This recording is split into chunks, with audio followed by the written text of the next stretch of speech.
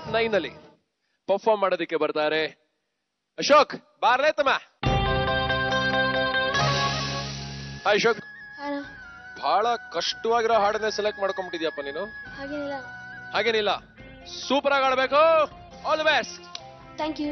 ಹಾವಿನ ದ್ವೇಷ 12 ವರುಷ, ಹಾವಿನ ದ್ವೇಷ 12 ವರುಷ, ನನ್ನ ರೋಷ 100 ವರುಷ, ನನ್ನ ರೋಷ 100 ವರುಷ, ಹಾವಿನ ದ್ವೇಷ 12 ವರುಷ.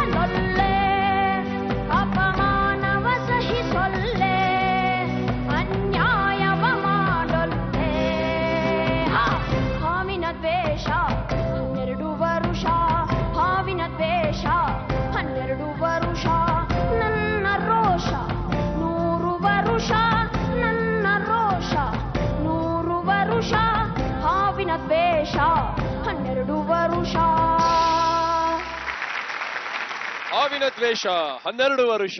ವಾರೆ ವಾ. ಸದ್ಯಕ್ಕೆ ನಮ್ಮ ಜಡ್ಜಸ್ ಏನ್ ಹೇಳ್ತಾರೆ ನೋಡೋಣ. ರಘು ಸರ್ ಏನ್ ಹೇಳ್ತೀರಾ? Ashok ಚೆನ್ನಾಗಿತ್ತಾ?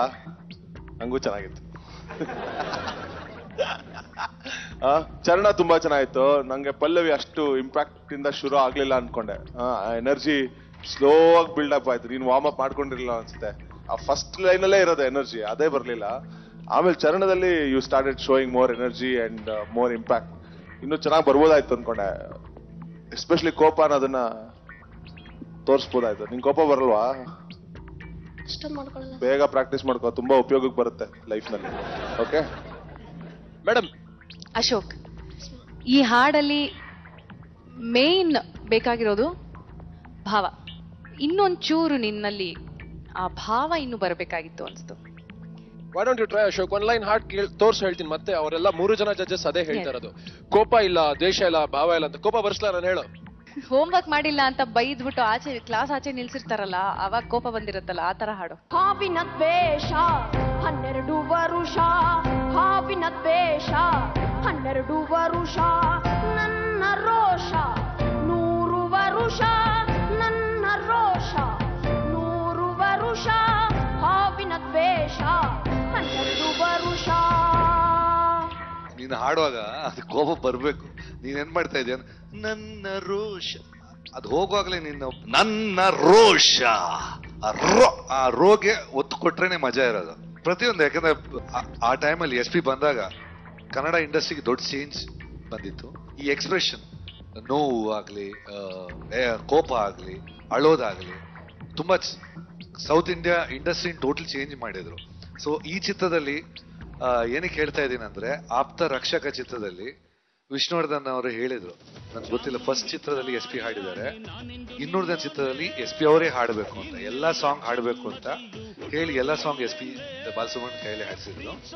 Actually credit goes to Vishnuvardhan. ಅವ್ರು ಹೇಳಿದ್ರು ಅವ್ರು ಎಲ್ಲ ಸಾಂಗ್ ಹಾಡ್ಲಿ ಅಂತ. ಆಮೇಲೆ ಈ ಹಾಡಲ್ಲಿ ಒಂದು ಸ್ಪೆಷಾಲಿಟಿ ನಾನು ಅಬ್ಸರ್ವ್ ಮಾಡಿದ್ದು, ವಿಚಿತ್ರ ಅನ್ಸುತ್ತೆ, ಜೀವನ ವಿಚಿತ್ರ ಅನ್ಸುತ್ತೆ. ಈ ಸಾಂಗ್ ಅಲ್ಲಿ ಈಗ ವಿಜುವಲ್ ನೋಡಿದೆ, ಫಸ್ಟ್ ಒಂದು ಹುತ್ತದ ಒಳಗಿಂದ ಹಾವು ಹೊರಡೆ ಬರುತ್ತೆ. ವಿಷ್ಣುವರ್ಧನ ಫಸ್ಟ್ ಪಿಕ್ಚರ್ ಇದು, ಕರೆಕ್ಟಾ? ಓಪನಿಂಗ್ ಸೀನ್ ಇದು.